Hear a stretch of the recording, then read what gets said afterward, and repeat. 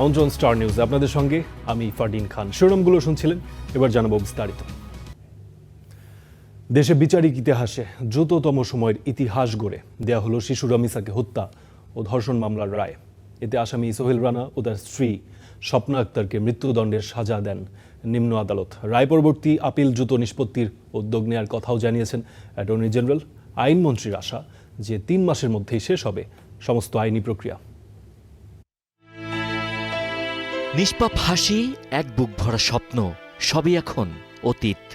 শিশু রামিসার হাতে থাকার কথা ছিল রঙিন পেন্সিল আর রূপকথার বই, কিন্তু এক নির্মম হিংস্রতা কেড়ে নেয় ছোট্ট রামিসার জীবন। 24 মে চার্জশিট দাখিলের পর মাত্র 5 কার্যদিবসে হয় রায় ঘোষণা। দ্রুত মামলা নিষ্পত্তির ইতিহাস রচনা করে বিচারিক আদালত। রোববার সকালে কড়া নিরাপত্তায় আদালতে হাজির করা হয় শিশু রামিসার হত্যা মামলার 2 আসামি সোহেল রানা ও স্বপ্না আক্তারকে। শিশু সহিংসতা দমন ট্রাইব্যুনালের বিচারক মাসরুর সালেকিন 2 আসামিকেই মৃত্যুদণ্ড দেন।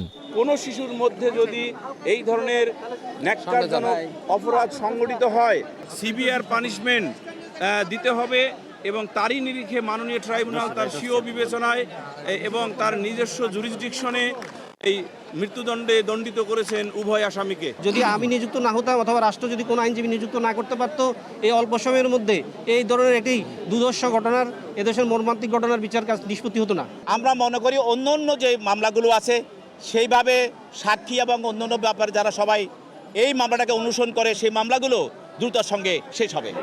রায়ের পর সরকারের পক্ষ থেকে সংবাদ সম্মেলন করেন আইনমন্ত্রী। দাবি করেন শিশু নির্যাতন ও ধর্ষণের ঘটনায় সরকার জিরো টলারেন্স নীতি অনুসরণ করছে। 1 সপ্তাহের মধ্যে যদি ফাইলটা আসে, আমরা যদি তার পরের সপ্তাহ থেকে এটাকে পেপার বুকে দিয়ে দিতে পারি, পেপার বুক যদি 15 দিনের মধ্যে আমরা শেষ করতে পারি, তারপরে যদি বিশেষ বিবেচনা এটা শুনানি করা হয়, শুনানি যদি 2 সপ্তাহের মধ্যে করি, তারপর অ্যাপেলের ডিভিশনে যাবে, তো এটা 3 মাসের মধ্যে করা সম্ভব বলে আমি মনে করি।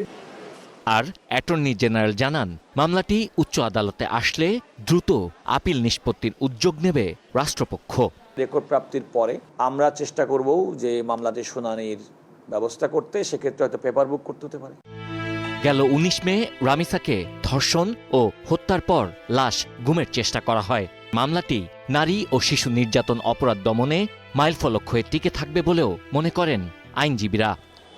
হিউম্যান রাইটস সাপোর্ট সোসাইটির তথ্য অনুযায়ী শুধু চলতি বছরের মে মাসেই 83 নারী ও শিশু ধর্ষণের শিকার হয়েছে, যার মধ্যে 70% নারী ও শিশুই বয়স 18 বছরের নিচে। অভিযোগ গঠনের পর থেকে মাত্র 4 কার্যদিবস পরই আলোচিত এই হত্যা মামলার রায়, যা দেশের ইতিহাসে অনন্য দৃষ্টান্ত স্থাপন করেছে। সকলের চাওয়া রামিসার মতো অন্যান্য মামলাগুলোরও দ্রুত নিষ্পত্তি হোক। Sabbir Ahmed, star news, Dhaka. শিশু রামিসা হত্যাকারীদের মতো অপরাধীরা পুরো মানব জাতির জন্যই হুমকি। রামিসা হত্যার রায়ে এমন পর্যবেক্ষণ দিয়েছেন আদালত। আদালত এও বলেছেন, এ ধরনের অপরাধের সাজা যদি নিশ্চিত করা না যায়, তাহলে গোটা বিচার ব্যবস্থাই প্রশ্নের মুখে পড়ে।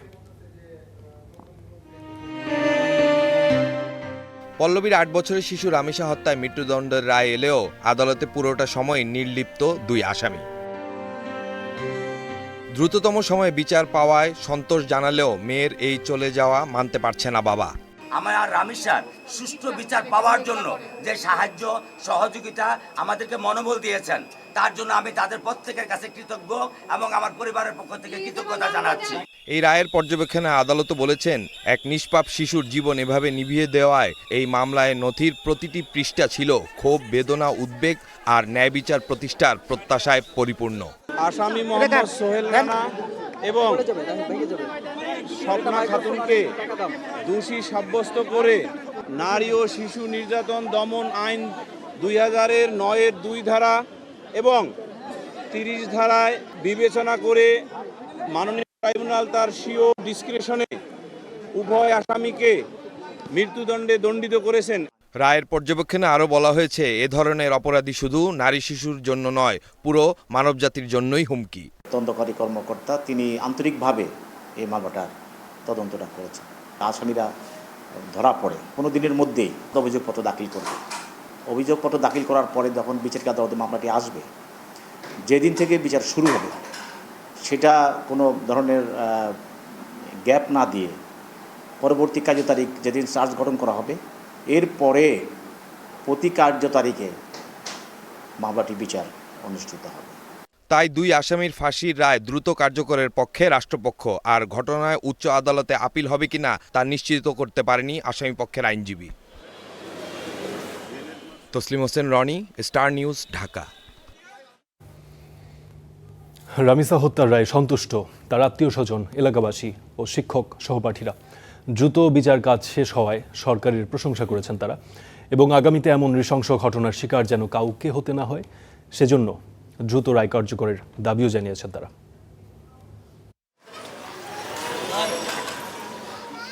রামিসার বারান্দায় ফুল ফুটেছে আজও, তবে বাড়ি জুড়ে নির্মম এক শূন্যতা। পাশবিক নির্যাতনের শিকার হয়ে না ফেরার দেশে ছোট্ট রামিসা। কথা বলার মতো অবস্থায় নেই তার মা বা ছোট বোন, আর বাবা তখন আদালতে মেয়ে হত্যার রায়ের অপেক্ষায়। অবশেষে এলো কাঙ্ক্ষিত সেই রায়। আসামিদের সর্বোচ্চ শাস্তিতে জানালেন সন্তুষ্টি। মাননীয় বিচারপতি যে রায় দিয়েছেন সেই রায়ের প্রতি আমি সম্পূর্ণ সন্তুষ্ট, এবং আমাদের প্রধানমন্ত্রী যে আশ্বাস দিয়েছিলেন সেই সময়ের ভিতরে আমি আমার মেয়ের বিচার পেয়েছি। এই রায়ে পল্লবীবাসীর মধ্যেও ছিল স্বস্তি।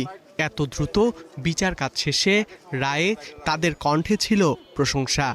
প্রধানমন্ত্রী আসার পরে আমাদের যখন আশ্বাস দেয় তখন আমি 80% মানে শিওর হয়েছিলাম যে কিছু একটা হবে, কিন্তু কি হবে এটা নিয়ে অনিশ্চয়তায় ছিলাম। সরকারের কাছে আকুল আবেদন, মহামান্য কোর্টের কাছে আকুল আবেদন যে মামলার রায়টা যাতে জানি দ্রুত কার্যকর হয়। তো দ্রুত যে রায়টা হবে বা আমরা এটা ভাবতে পারিনি, বা রায়টা হওয়ার ক্ষেত্রে যে রায়টা হয়ে গেছে মৃত্যুদণ্ড, আমরা যেটা চাইছিলাম এটা হয়েছে, এটা আমরা এলাকাবাসী এতে খুশি। ওরে জনসম্মুখে প্রকাশ্যে ফাঁসি দেওয়া সবচেয়ে বেটার ছিল, যাতে মানুষ একজন দেখলে আরো 20 জন ভয় পেত। যেহেতু আজকে এত ছোট বাচ্চা কি করছে, কালকে আমাকে করতে পারবে, এটা কোনো কি আছে? তাহলে যত তাড়াতাড়ি ফাঁসি দেবে এটাই আমাদের অনুরোধ। মুন্সিগঞ্জে রামিসাদের গ্রামের বাড়িতেও ছিল স্বস্তি। স্থানীয়রা বলছেন এ রায়ে কিছুটা হলেও শান্তি পাবে শিশু রামিসার আত্মা। যেহেতু 19 দিনের মাথায় এই রায়টা হয়েছে, আমরা অত্যন্ত খুশি, আমাদের পরিবার পক্ষ থেকে অনেক খুশি। একটা দেশের উদাহরণ হিসেবে থাকবে যে আসলে বিচার ব্যবস্থা দেশে আছে। মা চায় একটা সন্তান নিরাপদ থাকতে, আর একটা সন্তানও চায় মার সাথে একটা নিরাপদ থাকতে। যা এইভাবে বাচ্চাটারা খুন করছে তার যেন শাস্তি হয় ভাইয়া, বুঝছেন? বাংলাদেশের সকল এই ঘটনার জন্য এই ধরনের সুষ্ঠু বিচার পায়, এটি আমি প্রত্যাশা করব। ঈদের পর আজ খুলেছে রামিসার স্কুল। রামিসার সঙ্গে আনন্দ ভাগাভাগি করতে না পারার কষ্ট আজও দাগ কাটছে সহপাঠীদের মনে। এই ঘটনা যেন আর কারোর সঙ্গে না ঘটে, সেটিই তাদের প্রত্যাশা। রামিসার সাথে আমার স্মৃতি আছে, আমাদের সঙ্গে পিসে একসঙ্গে বসতো, আমরা বড় আপুরা একসঙ্গে মোবাইল খেলতাম, তারপর পাল্লার খেলতাম, তারপর বৈশাখের কাপড় কিনতে যেতাম, এগুলো খেলতাম। এগুলো স্মৃতি আমার অনেক মনে পড়তেছে। ওর জায়গায় বসে আমার অনেক কান্না পাইতেছে। আমার ফ্রেন্ড খুব ভালো ছিল, ও আমার খুব পছন্দ করতো। আমি বিচার চাইছিলাম, যেটা আল্লাহর কাছে বলছি সেইটাই আল্লাহ করে দিয়েছে, পূরণ করছে আমার ওই আশাটাই। এই রায় নিয়ে তালবাহানা করা যাবে না, যত দ্রুত সম্ভব বাংলাদেশের প্রচলিত আইনে এই দুজনের ফাঁসি কার্যকর করতে হবে। তাহলে আমরা পপুলার মডেল হাই স্কুল সহ আমাদের যে মিরপুর এবং সারা বাংলাদেশ সবাই আমরা কৃতজ্ঞ থাকব বাংলাদেশ সরকারের মাননীয় প্রধানমন্ত্রী জনাব তারেক রহমানের কাছে। এই শ্রেণীকক্ষে কখনো আর ফিরবে না রামিসা। তার সহপাঠীরা হয়তো কখনো কল্পনাও করতে পারেনি এত নির্মম হতে পারে তার বন্ধুর মৃত্যু। তারা যে বিচার চেয়েছিলেন সেটাই পেয়েছেন, এবার কার্যকর হওয়ার অপেক্ষা তাদের। ধ্রুব ইকরামুল, স্টার নিউজ, ঢাকা। রামিসা ধর্ষণ হত্যায় বিচারের ইতিহাস গড়লেও এরকম বহু মামলা এখনো ঝুলে আছে। আইন ও সালিশ কেন্দ্রের তথ্য অনুযায়ী চলতি বছরের জানুয়ারি থেকে 20 মে এই 5.5 মাসে ধর্ষণের শিকার হয়েছে অন্তত 118 জন শিশু। ধর্ষণ চেষ্টা বা যৌন অপরাধ বা সহিংসতার পর এদের মধ্যে নিহত হয়েছে 17 জন শিশু।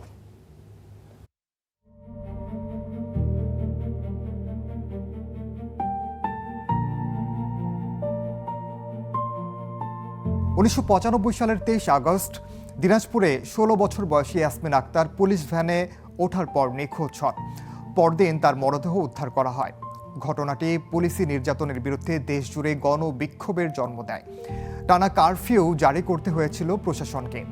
দীর্ঘ আইনি প্রক্রিয়া শেষে 2004 সালে অভিযুক্ত 3 পুলিশ সদস্যের মৃত্যুদণ্ড কার্যকর করা হয়। 1998 সালে গুলশানে নিজ বাসায় খুন হন ব্যবসায়ী লতিফুর রহমানের মেয়ে ও শিক্ষার্থী সাজনিন তাসনিম রহমান। মামলায় প্রথমে 6 জনের মৃত্যুদণ্ড হলেও উচ্চ আদালতের বিভিন্ন ধাপে অধিকাংশ আসামি খালাস পান। শেষ পর্যন্ত গৃহকর্মী শহীদুল ইসলামের মৃত্যুদণ্ড বহাল থাকে এবং 2017 সালে তার ফাঁসি কার্যকর হয়। পুরো বিচার প্রক্রিয়া শেষ হতে সময় লাগে প্রায় 18 বছর। 2016 সালের মার্চে কুমিল্লা সেনানিবাস এলাকা থেকে উদ্ধার করা হয় কলেজ ছাত্রী ও নাট্যকর্মী সোহাগী জাহান তনুর মরদেহ।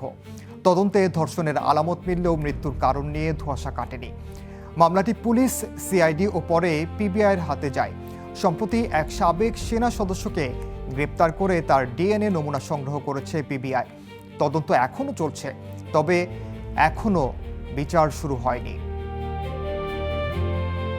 2017 সালে চাকরির পরীক্ষা দিয়ে ফেরার পথে চলন্ত বাসে গণধর্ষণ ও হত্যার শিকার হন জাকিয়া সুলতানা রূপা। ঘটনাটি দেশজুড়ে তীব্র আলোড়ন তোলে। 2018 সালে 4 জনের মৃত্যুদণ্ড এবং 1 জনের কারাদণ্ড দেয়া হয়। পরে হাইকোর্ট কয়েকজনের সাজা কমিয়ে দেন। 1 জন আসামি কারাগারেই মারা যান। মামলার চূড়ান্ত আইনি নিষ্পত্তি এখনও পুরোপুরি শেষ হয়নি। 2025 সালের মার্চে মাগুরায় নির্যাতনের শিকার হয় 8 বছরের শিশু আসিয়া। কয়েকদিন মৃত্যুর সঙ্গে লড়ে পরে মারা যায় সে। ঘটনাটি দেশব্যাপী ক্ষোভ ও প্রতিবাদের জন্ম দেয়। বিচারিক আদালত প্রধান আসামি হিটু শেখকে মৃত্যুদণ্ড দেন। তবে ডেথ রেফারেন্স ও আপিলের কারণে মামলাটি এখন হাইকোর্টে শুনানির অপেক্ষায় রয়েছে। 2026 সালের মার্চে চট্টগ্রামের সীতাকুণ্ডে 7 বছরের শিশু জান্নাতুল নাইমা ইরা ধর্ষণ চেষ্টা ও হত্যা চেষ্টার শিকার হয়। পরে হাসপাতালে তার মৃত্যু হয়। সিসিটিভি ফুটেজের ভিত্তিতে মূল অভিযুক্তকে গ্রেপ্তার করা হলেও এখনও মামলার চার্জশিট আদালতে জমা দেওয়া হয়নি। তদন্ত কর্মকর্তারা জানিয়েছেন ডিএনএ রিপোর্ট হাতে এসেছে এবং চার্জশিট প্রস্তুতের কাজ শেষ পর্যায়ে রয়েছে। চার্জশিট জমা হলেই বিচার শুরু হবে। আইনজীবীদের মতে হত্যা ও ধর্ষণ মামলার দ্রুত বিচার নিশ্চিত করতে আইনের স্পষ্ট নির্দেশনা থাকলেও বাস্তবে তদন্ত, সাক্ষ্য গ্রহণ, আপিল ও বিচারিক জটিলতায় বছরের পর বছর কেটে যায়। যে কারণে বহু আলোচিত মামলায় ন্যায় বিচার পেতে অপেক্ষা করতে হয় পরিবারগুলোকে। আর বিচারহীনতার সংস্কৃতি অপরাধকেও উৎসাহিত করে।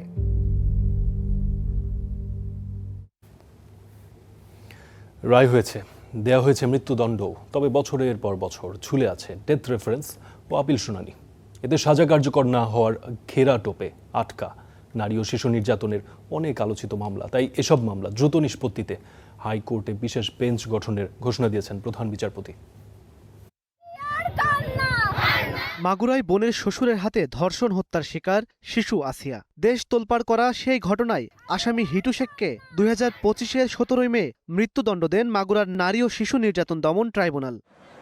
রায়ের 4 দিনের মাথায় ডেথ রেফারেন্স যায় হাইকোর্টে। তবে বছর ঘুরলেও নেই অগ্রগতি। সাজা কার্যকর কবে জানে না কেউ, অথচ মাত্র 14 কার্যদিবসে শেষ হয়েছিল বিচার কাজ। রামিসা হত্যা মামলার রায় আসার পর ফের সামনে এসেছে সেই শঙ্কার কথা। এ অবস্থায় নারী ও শিশু নির্যাতন মামলার ডেথ রেফারেন্স ও আপিল দ্রুত নিষ্পত্তিতে হাইকোর্টে বিশেষ বেঞ্চ গঠনের ঘোষণা দিয়েছেন প্রধান বিচারপতি। বেঞ্চের কার্যক্রম শুরু হচ্ছে 14 জুন। উনি সুস্পষ্ট বলেছেন যে এই বেঞ্চটি শুধুমাত্র এই জাতীয় মামলার আপিল রেফারেন্স শুনানির জন্য ডেডিকেটেড থাকবে। অর্থাৎ একটা নিম্ন আদালত কিংবা বিচারিক আদালত কোনো মামলার রায় সাজা ঘোষণার পরে সেটি আপিল নিষ্পত্তিতে বছরের পর বছরের বিলম্বের যে বিষয়টি এবং যে অভিযোগটি থাকে সেটি হয়তো তা থেকে আমরা মুক্তি পাব। বিশেষ বেঞ্চ গঠনের সিদ্ধান্তকে ইতিবাচক বলছেন আইনজীবীরাও। তাদের মতে দীর্ঘদিন ধরে ঝুলে থাকা মামলা দ্রুত নিষ্পত্তিতে এটি রাখতে পারে বড় ভূমিকা। সামান্যতেই রেপ হচ্ছে, সামান্যতেই মার্ডার হচ্ছে। আমার মনে হয় দৃষ্টান্তমূলক কিছু কিছু শাস্তি না হলে, কার্যকর না হলে, এটা ডিটারেন্স, এটা নিবারণমূলক আমাদের ভূমিকা না থাকলে সমাজে কিন্তু এইসব ছড়িয়ে পড়বে আরো। উচ্চ আদালতের তথ্য অনুসারে গত বছরের 31 ডিসেম্বর পর্যন্ত সারা দেশে নারী ও শিশু নির্যাতন দমন ট্রাইব্যুনালে 1,32,107টি মামলা বিচারাধীন রয়েছে। ইমন মাহমুদ, স্টার নিউজ, ঢাকা। ঢাকার আদ্দিন মেডিকেল কলেজ হাসপাতালে 6 শিশু মৃত্যুর ঘটনায় প্রত্যেক শিশুর পরিবারকে 80 লাখ টাকা করে ক্ষতিপূরণ দেওয়ার সিদ্ধান্ত নিয়েছে হাসপাতাল কর্তৃপক্ষ। প্রতিষ্ঠানটির সঙ্গে মারা যাওয়া শিশুদের পরিবারের আলোচনা শেষে যৌথভাবে এই সিদ্ধান্ত গৃহীত হয় বলে জানান মধ্যস্থতাকারী আইনজীবী শিশির মনির। পাশাপাশি তিনি আরও জানিয়েছেন, ক্ষতিপূরণ ছাড়াও আগের ঘোষিত সুযোগ সুবিধাগুলি পাবেন ভুক্তভোগীরা। এর আগে 27 মে ঢাকার আদ্দিন হাসপাতালে 6 নবজাতকের মৃত্যু হয়। এরপর এই ঘটনার তদন্ত ও ক্ষতিপূরণ চেয়ে রিটও হয়েছে হাইকোর্টে। স্বাস্থ্য অধিদপ্তরের তদন্তে উঠে আসে হাসপাতাল কর্তৃপক্ষের গাফিলতির তথ্য।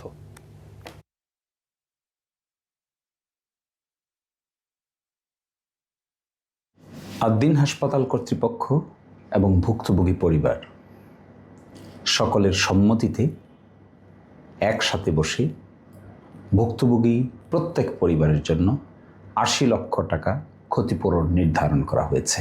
একই সাথে আদ্দিন কর্তৃপক্ষ স্বাস্থ্য অধিদপ্তরের কাছে একটি চিঠি পাঠিয়ে জবাব দেওয়ার জন্য 48 ঘন্টা সময় আবেদন করেছেন। শিক্ষাকে শুধু সনদ বা চাকরিজীবী তৈরির উপায় নয়, বরং মানবিক ও সমৃদ্ধ বাংলাদেশের নির্মাতা তৈরির হাতিয়ার হওয়ার বা করার নির্দেশনা দিলেন প্রধানমন্ত্রী তারেক রহমান। রাজধানীতে কর্মমুখী শিক্ষা বিষয়ে শিক্ষকদের প্রশিক্ষণ কার্যক্রমের উদ্বোধন অনুষ্ঠানে এই নির্দেশনা দেন তিনি। বৈশ্বিক চ্যালেঞ্জ মোকাবেলায় প্রযুক্তি নির্ভর শিক্ষার উপরও জোর দিয়েছেন প্রধানমন্ত্রী। একজন শিক্ষক যখন বদলান, বদলে যায় একটি শ্রেণীকক্ষ, আর শ্রেণীকক্ষ বদলালে বদলে যায় একটি প্রজন্ম, বদলায় পুরো দেশ। সেই প্রত্যয় নিয়েই 12,000 শিক্ষককে দক্ষতার নতুন পাঠ শেখানোর যাত্রা শুরু করল বাংলাদেশ। বাংলাদেশ চীন মৈত্রী সম্মেলন কেন্দ্রে জাতীয় বিশ্ববিদ্যালয়ের এই আয়োজনে যোগ দেন প্রধানমন্ত্রী তারেক রহমান। শিক্ষাকে শুধু জ্ঞান অর্জনের মাধ্যম নয়, বরং জীবনের সঙ্গে সংযোগ তৈরির প্রক্রিয়া বানানোর এই কার্যক্রম উদ্বোধন করেন তিনি। সবাই মিলে এমন একটি কর্মমুখী শিক্ষা ব্যবস্থা গড়ে তুলি যা কিনা শুধু সনদ প্রদান করবে না, বরং দেশে দক্ষ মানব সম্পদ সৃষ্টি করবে, জনসংখ্যাকে জনসম্পদে রূপান্তরিত করবে। শিক্ষা শুধু চাকরিজীবী তৈরি করবে না, বরং তৈরি করবে নতুন উদ্যোক্তা। বলেন, বৈশ্বিক বাস্তবতায় শিক্ষা ব্যবস্থা বদলানো সময়ের দাবি, আর সেই পরিবর্তনের সূচনা হবে শিক্ষকদের হাত ধরেই।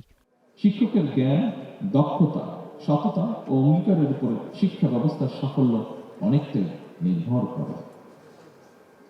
এজন্য শিক্ষক শিক্ষিকাগণ পাঠদানের পাশাপাশি শিক্ষার্থীদের সামনে একজন রোল মডেল হয়ে উঠবেন। একই সঙ্গে হবেন সমাজ পরিবর্তনের অগ্রদূত এবং পথ প্রদর্শক। দেশের কোটি বেকারের দক্ষতা তৈরিতে শিক্ষকদের এই প্রশিক্ষণকে দেশের ভবিষ্যৎ বিনির্মাণে দীর্ঘমেয়াদী বিনিয়োগ বললেন সরকার প্রধান। দেশের তারুণ্য এবং ছাত্র যুবশক্তিকে যদি প্রযুক্তিতে, জ্ঞানে, বিজ্ঞানে দক্ষ মানব সম্পদে রূপান্তর করা যায়, তাহলে আমি ব্যক্তিগতভাবে দৃঢ়ভাবে বিশ্বাস করি সেদিন হয়তো বেশি দূরে নয় যেদিন স্বনির্ভর, সমৃদ্ধ, স্বনির্ভর বাংলাদেশ হয়ে উঠতে পারে বিশ্বের কাছে একটি রোল মডেল। কর্মমুখী শিক্ষা শুধু ভবিষ্যতের জন্য প্রস্তুতি নয়, এটি স্বপ্নকে দক্ষতায় আর সম্ভাবনাকে সাফল্যে রূপ দেওয়ার সবচেয়ে শক্তিশালী হাতিয়ার। আজকের এই আয়োজন ঘিরে সরকার প্রধানও নির্দেশনা দিলেন শিক্ষা ও কর্মজগতের সেই সেতু বন্ধনকে আরও শানিত ও সুদৃঢ় করার। Zakaria Ahmed, star news, Dhaka. ভারত বাংলাদেশ সীমান্তে নতুন করে উদ্বেগের কারণ পুশিন। অভিযোগ উঠছে যে সুযোগ পেলেই নারী, শিশু ও বৃদ্ধদের সীমান্তের শূন্যরেখার কাছে এনে বাংলাদেশে ঠেলে দেওয়ার চেষ্টা করছে ভারতীয় সীমান্তরক্ষী বাহিনী বিএসএফ। এতে সীমান্তবর্তী জনপদে বাড়ছে আতঙ্ক, আর পরিস্থিতি মোকাবেলায় দিনরাত টহল জোরদার করেছে বিজিবি। রাশেদুজ্জামানের প্রতিবেদন। সীমান্তে নিয়ন আলো, এরই মাঝে অন্ধকার, কারণ এই সীমান্ত দিয়েই গেল শনিবার 6 জনকে পুশিন করেছে বিএসএফ। রাখা হয়েছিল সীমান্তের শূন্যরেখা থেকে 40 গজ দূরের একটি পাট খেতে। তথ্য বলছে সীমান্তের ওপারে আরো কিছু মানুষকে জড়ো করা হয়েছে, যাদের পুশিং করা হবে বাংলাদেশি ভূখণ্ডে। সীমান্তের ওপারে বাড়ানো হয়েছে বিএসএফ এর টহলও। তারা আইসি বাংলাদেশে একটা আতঙ্ক সৃষ্টি করতে পারে, এই জন্য আমাদের ভেতরে ভয় একটা কাজ করছে। মানুষজন যেগুলা পোষণ করতেছে এগুলো আসলে আমাদের বাংলাদেশের কিনা সেটা নিয়েও আমরা সন্দেহ প্রকাশ করতেছি। এমন বাস্তবতায় দেশের সীমান্তগুলোতে কড়া নিরাপত্তায় বিজিবি। রাতে বাড়ানো হয়েছে টহল। মাইকিং এর মাধ্যমে বিএসএফ কে দেওয়া হচ্ছে কঠোর বার্তা। তাদের সহযোগিতায় গ্রামবাসী। তারা বলছেন বিজিবির সাথে সমন্বয় করে রাত জেগে তারা সীমান্ত পাহারা দিচ্ছেন। বিএসএফ ভারতের লোকজন পোষণ করছে রাত্রে, ওই জন্য বিজেপিকে একটু সহযোগিতা করছি আমরা। গ্রামের লোকজন বহু আছে, তারাও আছে, আমরা পাহারা করছি। আর কিছু লোকজন যেন আসতে পারে, এই জন্য আমরা এখানে পাহারা করছি। এইভাবে আমরা সারা রাত বিজেপির সাথে আছি, টহল দিছি, আমরাও তাদের হেল্প করছি, তারাও আমাদের ভালোর জন্যই করছে। বিজেপি বলছে কোনোভাবে ওপার থেকে অবৈধ অনুপ্রবেশ করতে দেওয়া হবে না। জনগণকে সাথে নিয়ে আমরা একদম সারা রাত্রি একেবারে তাদের, বিশেষ করে যেখানে গেট আছে এবং কি শূন্য লাইনে আমরা ডিউটি করতেছি, যাতে কোনোভাবেই কোনো এই যে অবৈধ অনুপ্রবেশকারী বা পুশিনের লোক বাংলাদেশে প্রবেশ করতে না পারে। শূন্যরেখা থেকে শুরু করে পুরো সীমান্ত এলাকায় কঠোর অবস্থানে বিজিবি। পুরো 24 ঘন্টা তাদের চোখ সীমান্তে। সীমান্তে সাধারণ মানুষের চোখে মুখে এখন আতঙ্ক। রাতভর সজাগ রয়েছেন তারা। নিয়মিত অনাকাঙ্ক্ষিত এই পুশিংকে কেন্দ্র করে সীমান্তে সৃষ্টি হয়েছে চরম উত্তেজনা, যার নেতিবাচক প্রভাব পড়েছে বিজিবি বিএসএফ এর সম্পর্কেও। স্থানীয়দের দাবি, দ্রুত এই অমানবিক কর্মকাণ্ড বন্ধ না হলে সীমান্তে মানবিক বিপর্যয় ও অস্থিরতা আরো প্রকট হবে। Rashiduzzaman, star news, Meherpur. সীমান্তে পুশিং ঠেকাতে সরকারের কঠোর অবস্থানের কথা আবারও জানিয়েছেন স্বরাষ্ট্রমন্ত্রী। সচিবালয়ে সাংবাদিকদের তিনি জানিয়েছেন এই অবস্থার কূটনৈতিক সমাধান চাওয়া হবে 8 জুন, অর্থাৎ ভারতের দিল্লিতে শুরু হতে যাওয়া বিএসএফ বিজিবি মহাপরিচালক পর্যায়ের সম্মেলনে। এদিকে পুশিং ইস্যুতে এরই মধ্যে সীমান্তে মোতায়েন রয়েছে 60,000 বিজিবি সদস্য। মানব পাচার এবং অবৈধ। এটি পঞ্চগড় সীমান্ত।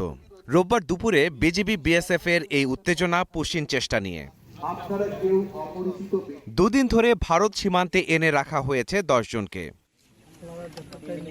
পশ্চিমবঙ্গে বিজেপি সরকার গঠনের পর থেকেই এই উত্তপ্ত অবস্থা। গত 5 দিনে এমন 21টি চেষ্টা ঠেকিয়েছে বিজিবি। এ নিয়ে সতর্ক রয়েছে জানিয়ে স্বরাষ্ট্রমন্ত্রী বলছেন বিজিবিকে কঠোর অবস্থানে রাখা হয়েছে। আমাদের বর্ডার গার্ড তারা সতর্ক আছে। আমরা সমস্ত পুশিনের, অবৈধ পুশিনের চেষ্টাকে আমরা বাধা দেব ইনশাআল্লাহ। এ পর্যন্ত তাই হয়েছে। সীমান্তে এরই মধ্যে 60,000 বিজিবি সদস্য মোতায়েন করা হয়েছে। এ পরিস্থিতির মধ্যে সোমবার ভারতের নয়াদিল্লিতে শুরু হচ্ছে 4 দিনের বিজিবি বিএসএফ মহাপরিচালক পর্যায়ের সম্মেলন। তাতে এই অবৈধ পুশ ইন চেষ্টার বিষয়টি গুরুত্ব দিয়ে তুলে ধরা হবে বলে জানান স্বরাষ্ট্রমন্ত্রী। এটা এইবার আমাদের যাওয়ার পালা। ডিজি লেভেলের মিটিংটা ওখানে হচ্ছে, ওখানে সমস্ত বিষয়গুলো আলোচনা হবে। এটাকে ডিজিএলটি বলা হয়, ডিজি লেভেলের টক। সেই টকের সিদ্ধান্তগুলো ওখানে সামারাইজ করে সিগনেচারের বিষয় আছে। সমস্ত বিষয়ে আলোচনা হবে। আমরা ডিপ্লোম্যাটিক চ্যানেলে এগুলো আলাপ আলোচনা করে সমাধানের চেষ্টা করছি।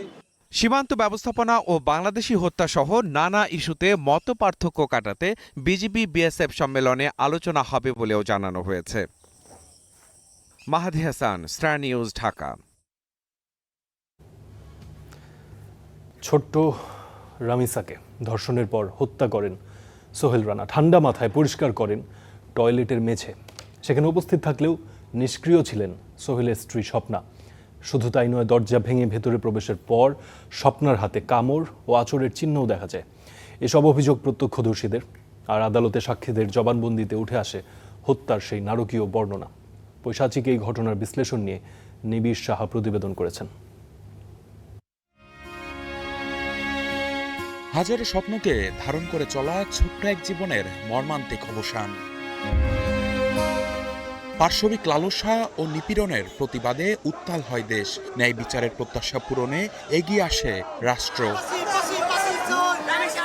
সাক্ষীদের সাক্ষ্যে উঠে আসে 19 মে মিরপুরে সংগঠিত সেই ধর্ষণ ও হত্যার বর্বরতা, যা হার মানায় যে কোনো থ্রিলার গল্পকেও। আদালতে দেয়া 16 সাক্ষীর দুজনের সঙ্গে কথা বলে স্টার নিউজ। তো ওর একটা জুতা এই ঘরের সামনে পড়ে আছে, আর একটা চিৎকারও শুনছিল। ভিতর থেকে আওয়াজ আসতেছে কিন্তু কেউ গেট খোলার নাম নেই। ভাঙার পরে হ্যান্ডেলের লকটা খুলে যায়, লকটা ভাঙা যায়, দুনো সাইড থেকে লকটা পইরা যায়। তো ওইটার ভিতর দিয়ে আমি দেখি যে স্বপ্না আক্তার বারবার বাথরুমের দরজা খুলতেছে। ঘটনার বর্ণনা দিতে গিয়ে কান্নায় ভেঙে পড়েন অনেকেই। মানে কি বলবো বলেন, এটা বলার মতো ভাষা নাই আমার কাছে। ঢুইকে আমরা বাথরুমের দিকে যাই, বাথরুমের যায় দরজাটা খোলার পরে ফ্লোর সাদা টাইলস করা, তো টাইলসের ভিতরে হালকা লাল লাল যে কালার হয়ে রয়েছে। 16 নম্বর রুমটা আপনার ভিতর থেকে সিট কেটে দেওয়া, তারপর যে ওইটাকে ভাঙিয়া ভিতরে ঢুকার পরে আমরা প্রথমে লাশ দেখি নাই, কিন্তু ওখানে যে খাট সরানো ছিল, রাজীব ভাই বলছিল রামেশ্বর বাবাকে যে ভাই খাটটা সরান। উনি খাটটা এক হাতের মতো ধাক্কা দিছে, পরে টান দিয়ে পাই করছে, পাই করার পরে মাথাটা নাই, উনি সাথে সাথে অজ্ঞান হয়ে পড়ে গেছে। মাথাবিহীন খণ্ডিত লাশ, হাত কাটা, বুক কাটা, পুরোপুরি খণ্ড খণ্ড করা অবস্থা। আদালতে সাক্ষ্য দিতে গিয়েও সোহেল ও স্বপ্নার রক্তচক্ষু দেখেছেন তারা। আমি আসামি সোহেল রানাকে দেখি চোখ দুটো বড় বড় করে, আর মাথাটাকে আপনার যে মাতালের মতো মানে মনে করতেছে। সোহেল যেভাবে আমার দিকে তাকায় ছিল, পারলে আমার খায় ফেলাইতো। শুধু সাক্ষীরাই নয়, বেদনা কান্না ছুঁয়েছে পুলিশ উপপরিদর্শক ইকবাল হোসেনকেও, যিনি রামিসার মরদেহ উদ্ধার করেন, তৈরি করেন জব্দ তালিকা। 13 বছর বয়স থেকে মর্গে ডোমের কাজ করেন জীবনলাল চৌধুরী। ছোট্ট শরীরটি কাটাছেঁড়া করতে গিয়ে কাঁদতে হয়েছে তাকেও, আবেগ আপ্লুত হয়ে যান চিকিৎসকরাও। যে এটা করার সময় মনে করে আমার তো খারাপ লাগছেই, যখন এই কথাটা মনে পড়ে তখন আমার গায়ের পশমগুলো মনে করেন শিশিয়ে ওঠে, এখনো মনে করেন আমার শিশি করতেছে আমার গায়ের পশম। রামিসা ফিরবে না, কিন্তু আসামিদের শাস্তি হয়ে উঠুক দৃষ্টান্ত, সাজার ভয় জাগুক অপরাধীদের মনে, এমনটাই চাওয়া সকলের। নিবিড় সাহা, স্টার নিউজ, ঢাকা। আচ্ছা ভাবুন তো, একটি শিশুর জন্মের পর কত শত আশা খেলা করে বাবা মার মনে, কিন্তু স্বাধীনতার 5.5 দশক পরও কেন নিরাপত্তাহীনতায় সেই শিশু, বিশেষ করে মেয়ে শিশুর নিরাপত্তায় দুশ্চিন্তায় সময় কাটে পরিবারের। এই রাষ্ট্র কবে নিরাপদ হবে শিশুসহ সব বয়সীদের জন্য? কোটি কোটি মানুষের মনে এই প্রশ্ন, তবে উত্তর জানা নেই কারো। ফরহাদ বিন নূরের রিপোর্ট।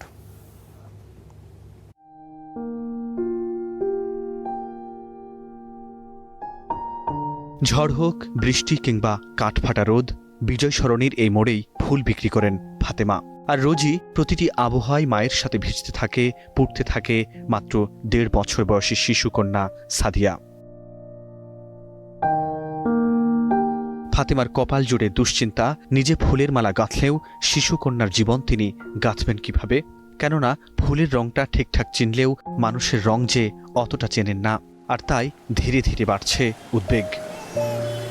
বড় মেয়ে মাদ্রাসা পড়ে, এটা তো বেশি চিন্তা আমার মার কাছে থাকে, ওরও চিন্তা করি। আবার আমার 2 সন্তান আছে, এদেরও জন্য তো চিন্তা করি। আমি যে দর্শন বাইরাইছে, এগুলোরই তো রাহাত দেখাবো, চোখে চোখে রাহাত দরকার। আর এদিকে ধীরে ধীরে বাবার আঙুল ধরে বেড়ে উঠলেও বাবার বুকেও এখন উৎকণ্ঠা। জন্মের পর জামিলার প্রথম কান্না বাবা জামিলকে আনন্দ দিলেও সম্প্রতি রামিসার ঘটনায় শিউরে ওঠেন বারবার। তার কথায় সামাজিক অবক্ষয়ের কারণে শুধু কন্যা বড় হচ্ছে না, বড় হচ্ছে অনাকাঙ্ক্ষিত ভয়ও। মেয়ে বাচ্চাদের নিরাপত্তা কোথায়, নিরাপত্তা কে দিবে? আদৌ কি সরকার কি শিশুদের নিরাপত্তা দিতে পারবে কিনা? এভাবেই কন্যা সন্তানের বাবা মায়ের উদ্বেগ বাড়ছে ক্রমাগত। দেশে ধর্ষণের ঘটনা নতুন নয়, যেখানে রেহাই পাচ্ছে না শিশুরাও, সেখানে রাষ্ট্রকেই দায়িত্ব নেবার আর্জি বাবাদের। আর মায়েরা বলছেন, আইন কেন পারছে না কোনো দৃষ্টান্ত স্থাপন করতে? কেউ যদি অন্যায় করে আর তার যদি দৃশ্যমান কিছু শাস্তি না হয়, তাহলে আসলে সেই অন্যায়টা তার অপরাধী যারা আছে তারাও করার একটা সুযোগ থাকে। বাচ্চা নিরাপদে স্কুলে যাবে বা মাদ্রাসা যাবে, সেখান থেকে আবার নিরাপদে বাড়িতে ফিরবে, এটা আমার আশা। আজ পর্যন্ত বাংলাদেশে মেয়েদের 100% স্বাধীনতার চলাফেরা এখনো হয়ে ওঠেনি। আইনশৃঙ্খলা বাহিনীর হিসেবে দেশে ধর্ষণের ঘটনা বেড়েছে ২৭%। চলতি বছরের প্রথম ৪ মাসেই শুধু নারী ও শিশু নির্যাতনে মামলার সংখ্যা ৫,৯৫৮। দেশে বিচারহীনতার সংস্কৃতিকেই এসব ঘটনার জন্য দায়ী করে অভিভাবকদের দাবি মেয়ে সন্তানদের জন্য নিরাপদ একটি দেশের। ফরহাদ বিন নূর, স্টার নিউজ, ঢাকা।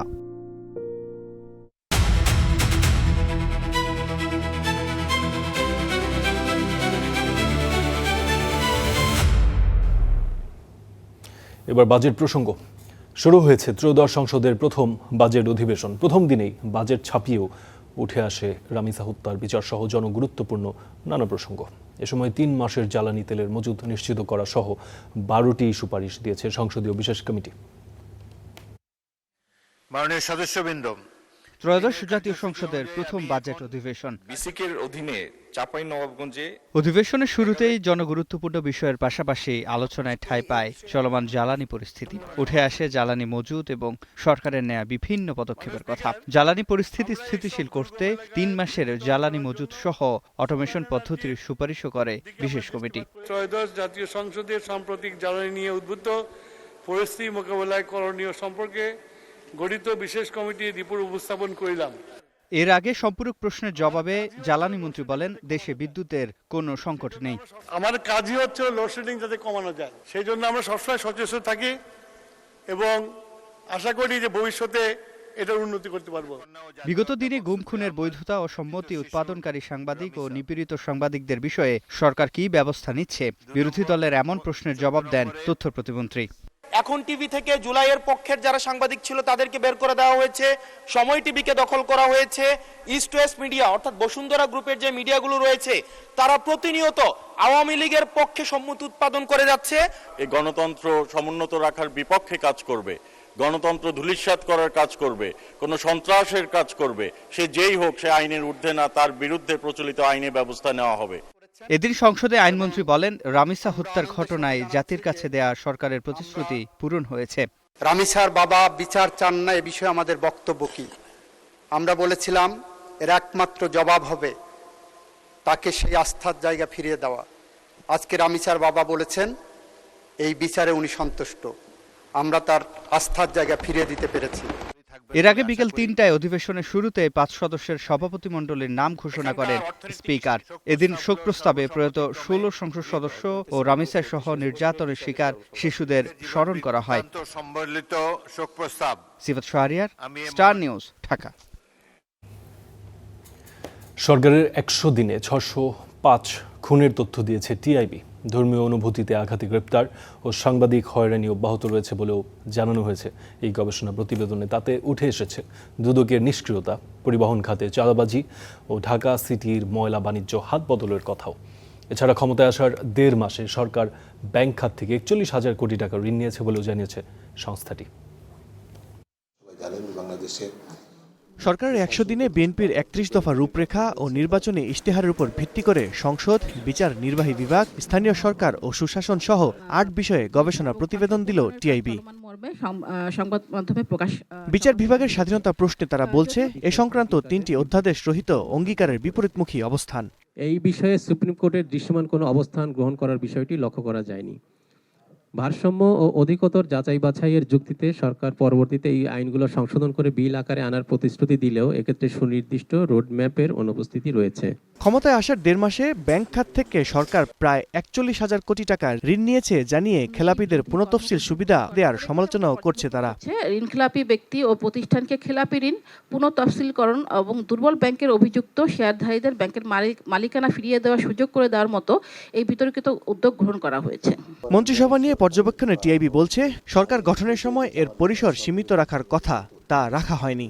একই মন্ত্রণালয়ে মন্ত্রী, প্রতিমন্ত্রী ও উপদেষ্টা দেয়ায় আভ্যন্তরীণ সমন্বয়হীনতাও দেখছে তারা। অভিযোগের অনুসন্ধান তদন্ত সম্পন্ন করে সরকারের ১০০ দিনে ১৩০ ঘটনায় ১৮৮ সাংবাদিককে হয়রানি, ১২ জনের বিরুদ্ধে মামলা ও ৭ জনকে গ্রেফতারের তথ্য দিয়ে প্রধান নির্বাহী জানান, ধর্মীয় অনুভূতিতে আঘাত ও অবমাননার অভিযোগে গ্রেফতার অব্যাহত ছিল এ সময়ে।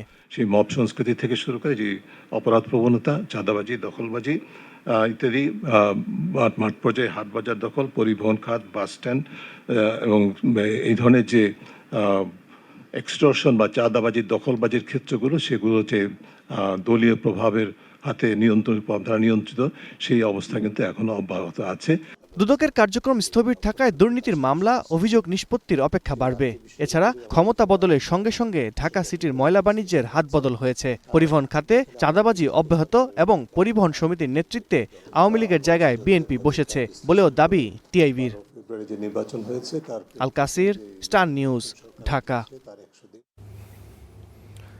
মধ্যপ্রাচ্য যুদ্ধের প্রভাবে জ্বালানি তেল ও এলপিজির দাম বাড়ানোর প্রভাব পড়তে শুরু করেছে জীবনযাত্রার ব্যয়। এর ফলে মে মাসে মূল্যস্ফীতি বেড়ে হয়েছে প্রায় 9.5%। রবিবার মূল্যস্ফীতির হালনাগাদ তথ্য প্রকাশ করেছে বাংলাদেশ পরিসংখ্যান ব্যুরো BBS।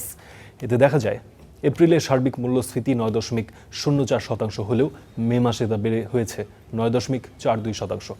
1.5 মাসের ব্যবধানে মাসে 2 বার বাড়ানো হয়েছে জ্বালানি তেলের দাম, সেই সঙ্গে বেড়েছে এলপি গ্যাসের দামও, যার প্রভাবে খাদ্য মূল্যস্ফীতি বেড়ে 9% ছাড়িয়ে গেছে, যা এপ্রিলে ছিল 8.36%। এদিকে খাদ্য বহির্ভূত মূল্যস্ফীতি গেল মাসে 9.71% হয়েছে। এদিকে শহরের তুলনায় গ্রামে জীবনযাপন ব্যয় বাড়ছে। গ্রামে মূল্যস্ফীতি 9.48% হলেও শহরে তা 9.25%।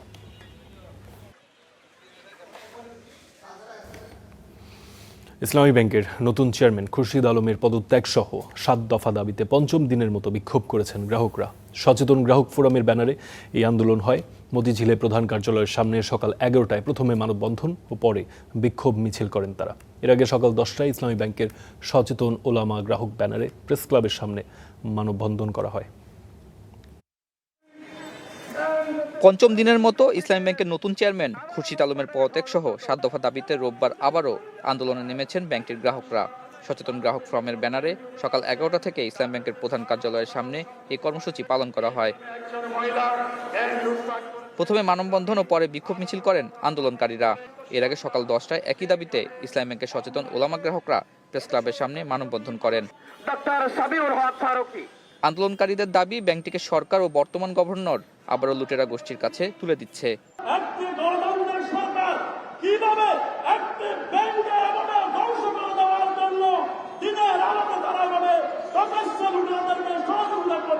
অভিযোগ, গণঅভ্যুত্থান পরবর্তী ব্যাংকটি ঘুরে দাঁড়াতে শুরু করলেও লুটেরা গোষ্ঠীর সুবিধাভোগী বর্তমান গভর্নর, বাংলাদেশ ব্যাংকের মুখপাত্র ও অনেক কর্মকর্তা এর বিরুদ্ধে ষড়যন্ত্র করছে।